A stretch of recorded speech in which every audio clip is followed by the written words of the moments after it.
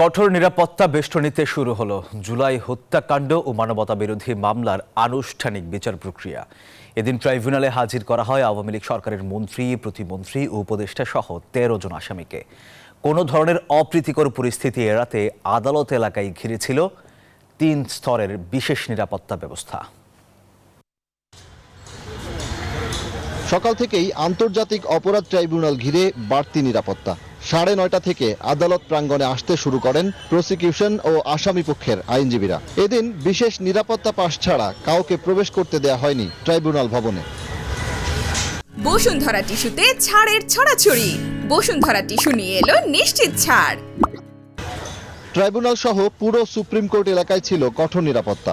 উচ্চ আদালতের প্রতিটি প্রবেশদ্বারে ছিল আইন শৃঙ্খলা বাহিনীর বাড়তি উপস্থিতি। করা হয় তল্লাশিও। পুলিশের পাশাপাশি মোতায়েন ছিল আর্মড পুলিশ ব্যাটালিয়নের সদস্যরাও। সকাল 10টার পর ট্রাইব্যুনাল প্রাঙ্গণে আসতে শুরু করে আসামিবাহী প্রিজন ভ্যান। কঠোর নিরাপত্তার মধ্য দিয়ে আদালতের হাজতে নেওয়া হয় বিগত সরকারের মন্ত্রী, প্রতিমন্ত্রী থাকা ৯ জন সহ ১৩ জনকে। আসামিদের উপস্থিতির মধ্য দিয়ে জুলাই অভ্যুত্থানে হত্যাকাণ্ড সহ আওয়ামী লীগের ক্ষমতাকালে সংগঠিত হত্যা, গুম সহ নানা মানবতা বিরোধী অপরাধের মামলায় আনুষ্ঠানিক বিচার প্রক্রিয়া শুরু করল ট্রাইব্যুনাল। সজল দাস, নিউজ 24, ঢাকা।